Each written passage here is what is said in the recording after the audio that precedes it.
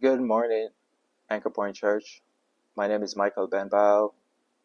I hope everyone is having a good worship service so far.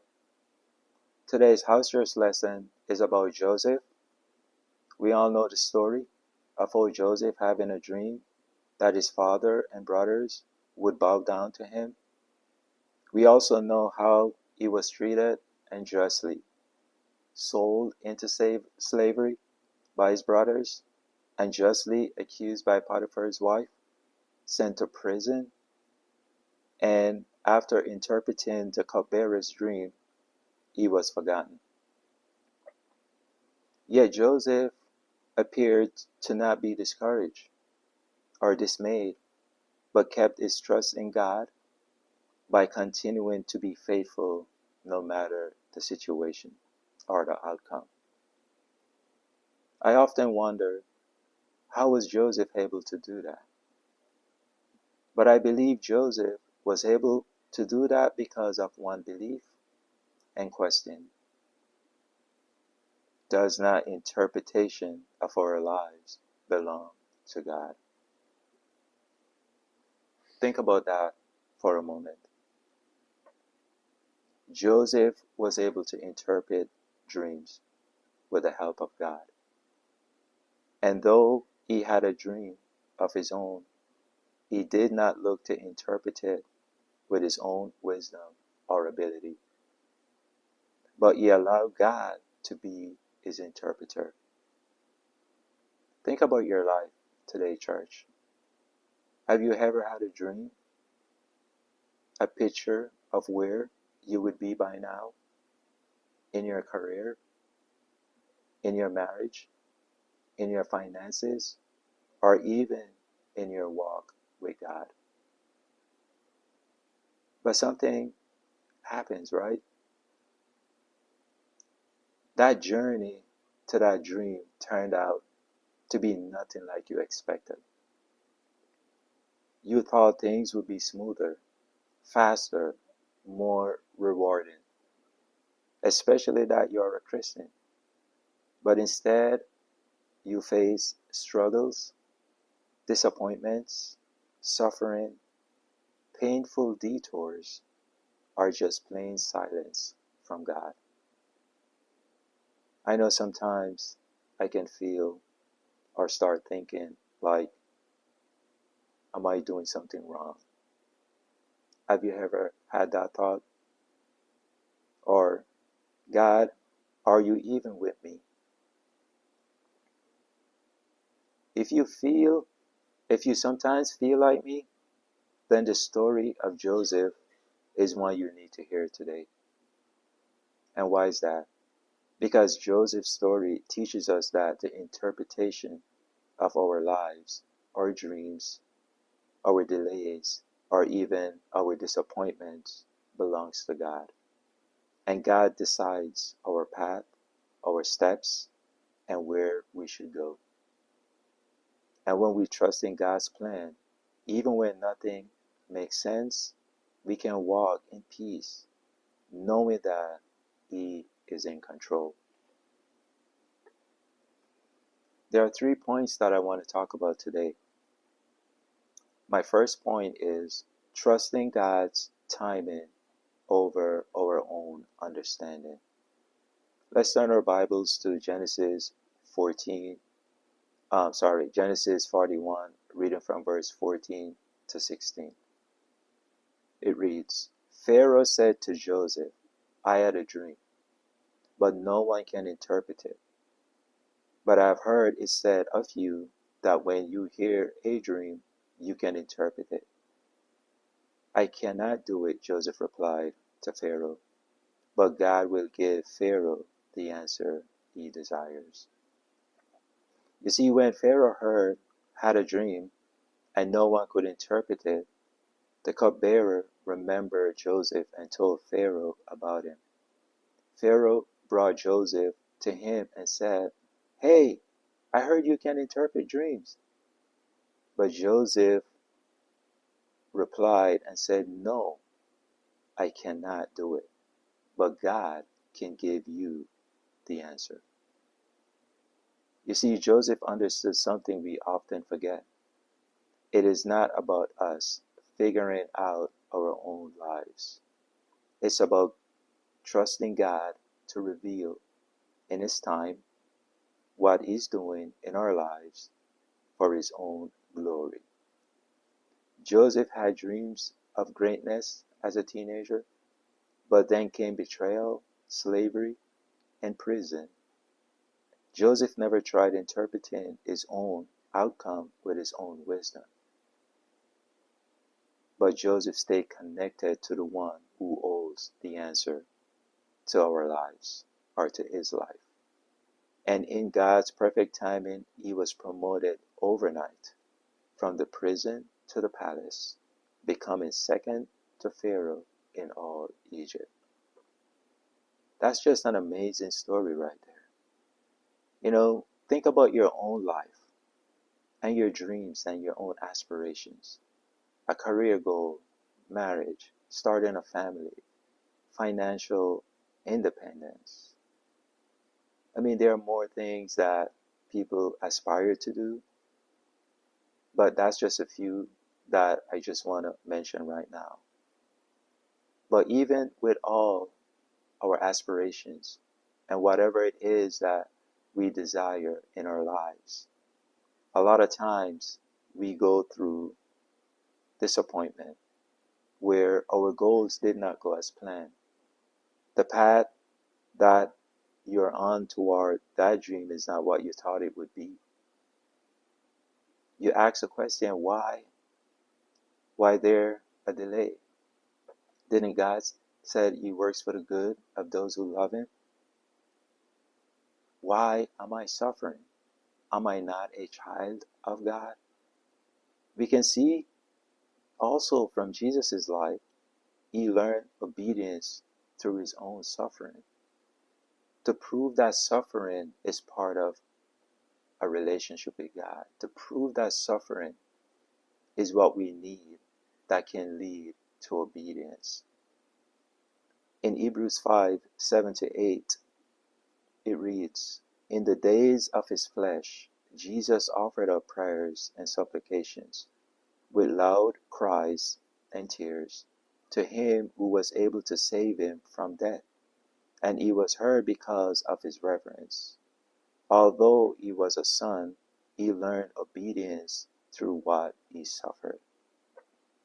We see from Jesus' life on earth, though He was the Son of God, He learned obedience through suffering. In verse 9 it reads, "And being made perfect, He became the source of eternal salvation to all who obey Him." That scripture tells a lot about what we are called to be. It tells a lot about who we are called to follow. The path of suffering and obedience Jesus had to walk to become the source of eternal salvation. And this is for all of us who obey Him. Meaning that it's a calling for those who follow Him to walk in the same path of trust and obedience, even through suffering. Going back to Joseph's story, we can see that Joseph understood that God knows the path and the timing. And because of that understanding, Joseph understood that interpretation of his life belongs to God and not to him. You see, Jesus didn't just suffer for us. He showed us how to suffer with faith, reverence, and trusting in God's plan. Discussion question: how can we move from forcing our own timing to trusting God's perfect plan?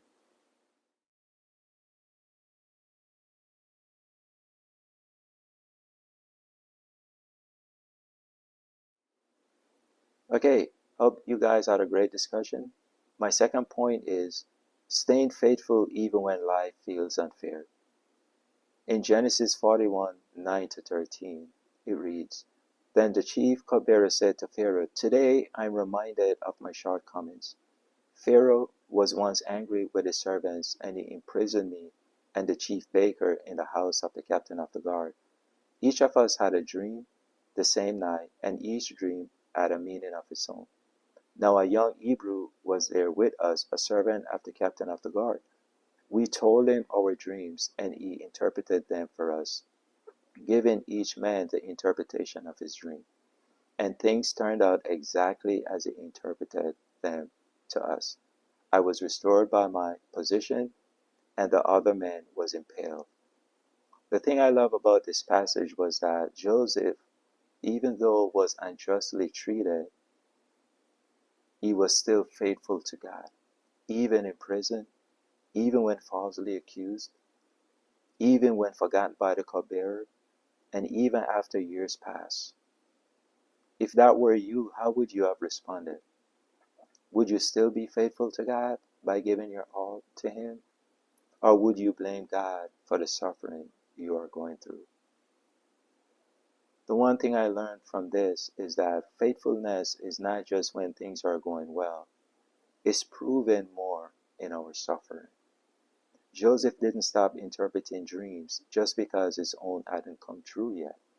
He kept using his gifts, even in prison, and even when it looked like nothing was happening. You might be doing all the right things, showing up, serving, praying, and yet feel stuck. You have been faithful in your family, faithful in your calling, faithful in your giving, but the breakthrough hasn't come.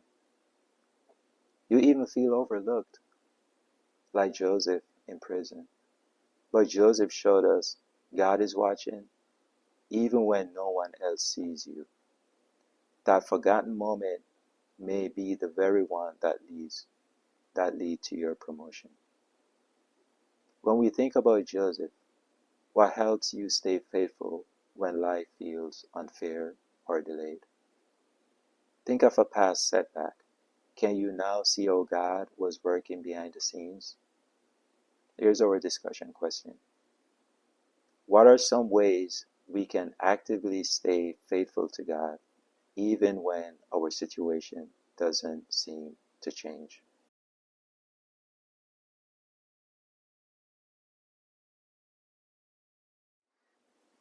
Okay, point number 3. God's interpretation brings fulfillment, not ours. In Genesis 41:46-47, it reads, Joseph was 30 years old when he entered the service of Pharaoh, king of Egypt. And Joseph went out from Pharaoh's presence and traveled throughout Egypt. That was like 13 years later, after Joseph had the dream to the point of him leaving Pharaoh's presence. 13 years later. It didn't happen the way he thought, but the point is when God fulfilled the dream, it was bigger and more purposeful than Joseph ever imagined. The truth is, God's interpretation of our life will always bring fulfillment. When we try to interpret things in our own way, we often settle for less or we make it worse. But God's plan includes purpose, preparation, and timing that leads to true fulfillment. Maybe you're feeling like, man, I was unjustly treated on my job, at church, by someone that you love or you care about. Maybe you feel like you have been forgotten by the people that are closest to you. Maybe your dream job fell through and you're, God, I prayed, I fasted, I asked, I begged, so why did it fall through? I am sure many of us can look back and we can see how God worked in our favor in the past, that leads to something better than what we had in mind. So the point is, God's interpretation is what we need to rely on. And that God's interpretation is what leads to fulfillment. I want us to discuss, how do we surrender our interpretation to God, especially when life doesn't make sense?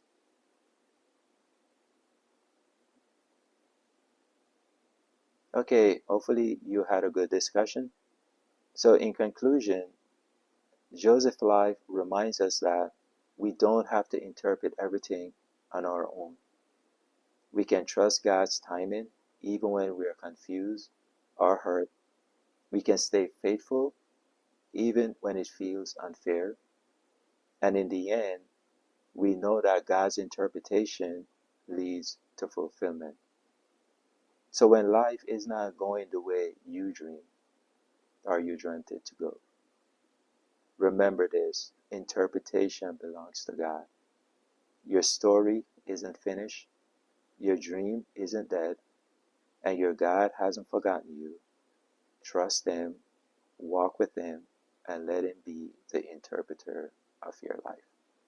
Thank you so much, and have a good rest of your day.